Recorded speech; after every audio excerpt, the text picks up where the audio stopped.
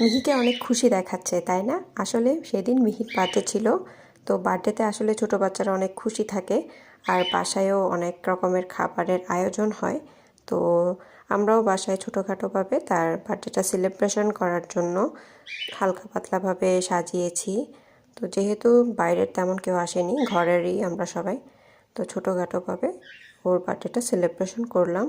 ও এই ড্রেসটা পরেছে, ওর সাথে ম্যাচিং করে আপুর মেয়েও সেম ড্রেসই পরেছে, যেহেতু এখন শীতকাল। তো দুজনই এই সেটটা পরে টুইন্স বেবির মতো বসে পড়লো। তো আমরা তো এই রেড ভেলভেট কেক দিয়ে আর মিহির বার্থডে সেলিব্রেশন করেছি। কেকগুলো আমি মেক করেছি। ফুড ভাইবস আমার পেজের নাম। তো সবাই আমার পেজটাতে একটু লাইক দিবেন। তো কেমন হয়েছে জানাবেন। এভাবেই আমরা খুব মজা করে তার বার্থডেটা সেলিব্রেশন করলাম। আল্লাহ হাফেজ।